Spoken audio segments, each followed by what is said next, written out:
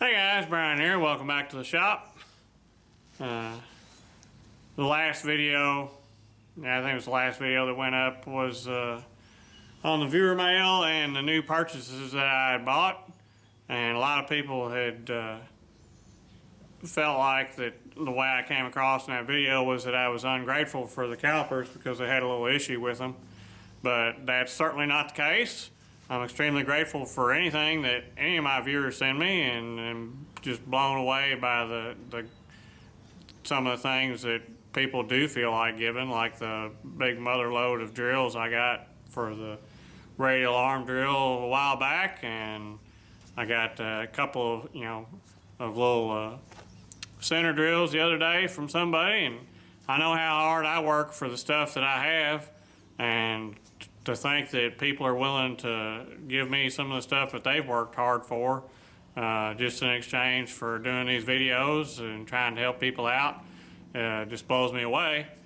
It's certainly not expected. I don't expect anybody to give me anything, but if they choose to do it, I certainly appreciate it.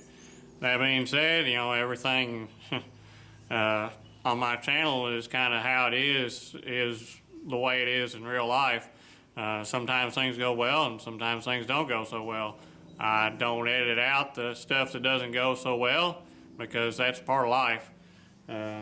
These calipers, there was no intent by the person that sent these in to send calipers that had a problem. They just happened to have a problem.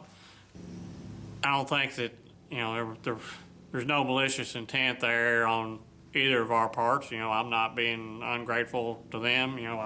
I'm glad to have them, but I do have to get them fixed before I can use them, because a caliper that reads different measurements all the time is not really something that you can rely on to trust to use in the shop. So that being said, also some people feel like that, in America, we always give the Chinese a bunch of grief because the lowest common denominator in the United States is, of course, capitalism, and we're driven by money and all that kind of stuff, and everybody wants to buy the cheapest thing they can get for the most part, which has resulted in driving out all of the American manufacturers because they couldn't compete with the cheapest thing they can get because we have lots of regulations that don't allow for that to happen. So, the ever expanse of China into the market is something that maybe not viewed as happily here as perhaps some people feel like that it should be. I guess eventually we'll all be third world countries. It'll all even out, but that's a Mr. Pete type topic. Anyway, I've got plenty of Chinese tooling here in the shop. I don't have any problem with it. The levels I used for doing the boring mill are Chinese. I can't complain about them. Work just fine for doing the job. Same thing, that new square I just bought is Chinese. So there's lots of Chinese tooling in here that gets used all the time, and there's nothing wrong with it. It's not the most exceptionally made stuff for the most part, but it gets the job done and it's affordable. So that's something that we have to deal with, is what is affordable for most shops. Unless you're a multi-million-dollar corporation, it's hard to buy a $1,000 set of American-made calipers or something like that for something super high-end. If you need that, then that's what you need and that's what you have to do. But for most of the stuff that I do, you don't need that. So this stuff's perfectly adequate. This has been my go-to set of electronic mics. I've had these probably 15 years. They don't explicitly say that they're Chinese, but I'm certain that they are, and they do very good. I've only had to put like 2 batteries in them probably in 15 years, and they tend to repeat. So I've checked these before in a video, and these are within less than a thousandths over their entire travel of reading correctly all the time. So I can trust these and use these and don't have a bit of complaint about them being Chinese.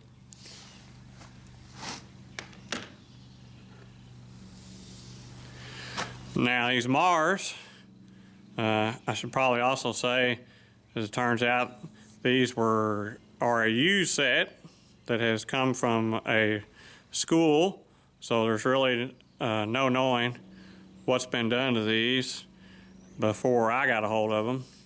I have figured out what the issue is, and we're going to see if we can't fix them up. So, I found this reference on here apparently means that when these power up, they know where 0 was, so you don't have to re-zero them all the time. So if you do, because it doesn't know where 0 is.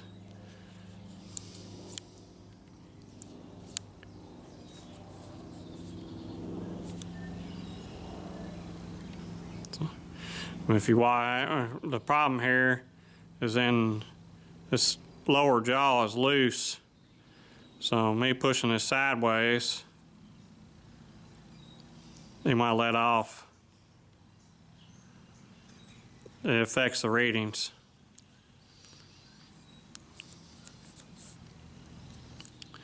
But it's closed.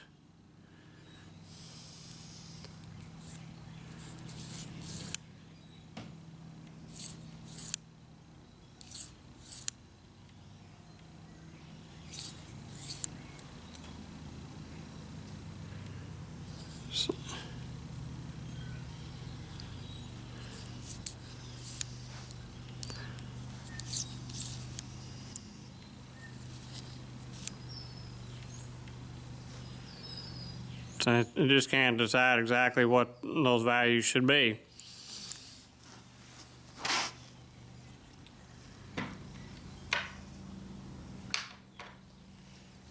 So, but I got, this is a 3-inch standard for setting micrometers.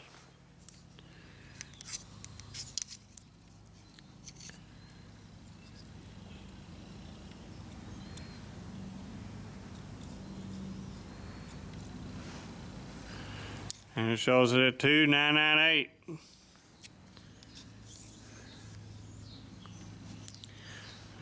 That's from 0. Or is it minus 0.5? Or minus, this depends on which way you hold the caliper. It's interesting. So, 1 closed that way. You roll them over, now they're 0. So, -1, 0. Interesting. Anyway, I'm pretty sure that the problem here is this slide is too loose on here, so I'm going to take a screwdriver and tighten this up and see if these don't get to where they read more consistently. Now, anybody can buy these. Anybody can buy any sort of caliper, and maybe you've bought calipers in the past and you've had a similar issue. So the point of me doing these videos is to help people out, and maybe if you've got a set that has this problem, this can help you fix them.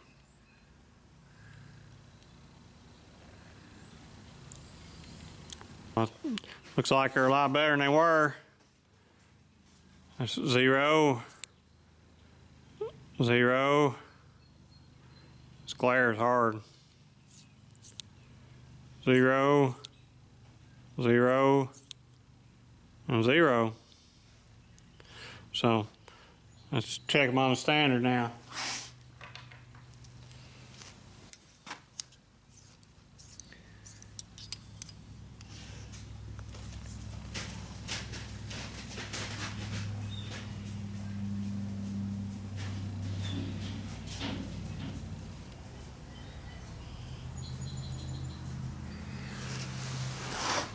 They're 2.9995, so let's say they're good.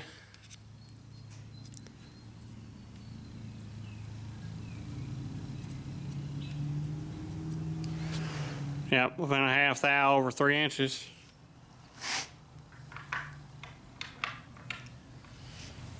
Let's try the 2-inch one.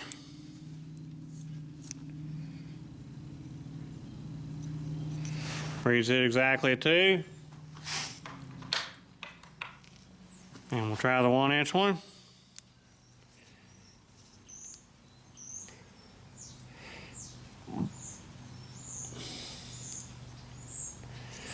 And the 1-inch one says 9995, so it's within a half thou of reading correct all the time now, and it looks like it's repeatable.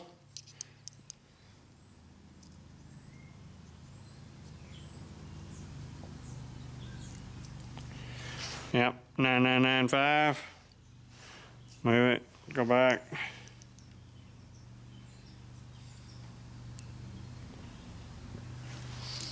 9995.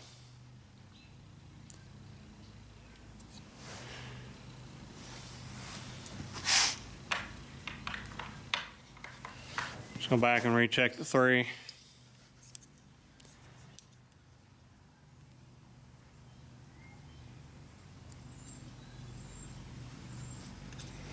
Yep, and it still reads the same, 2.9995. So I'm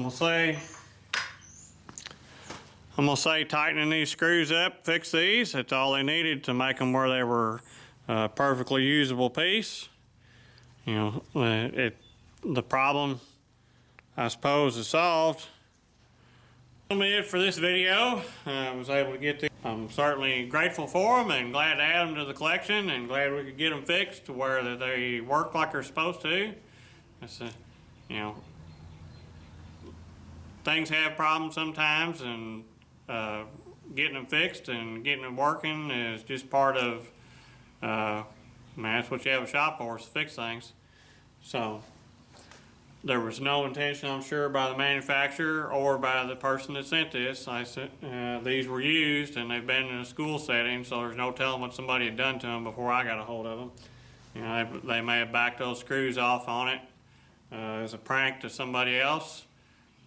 This is like a Tom Lipton deal here, where he sends you something that measures different every time you use it. So that sounds like one of his shop pranks. But so a big thanks to the gracious viewer that sent these in. They're very much appreciated, and I'm glad we could get them fixed up to where they would work like they're supposed to. And I can add them here in the shop. Daily used items. These are kind of the go-tos for quick measurements on most stuff. It's a lot faster to use these than it is an actual micrometer. And I've checked these before, and they'll read within less than a thousandth of correct, usually all the way across their board. I know the other ones do. I haven't checked these more than over the 3-inch range, but over the 3-inch range, they read within a half thou of the standards. So they're pretty close, and for most quick measurements, they're plenty close enough. So this is definitely a handy tool to have, and it's very much appreciated. So thanks for watching, thanks for subscribing, and I'll catch y'all later.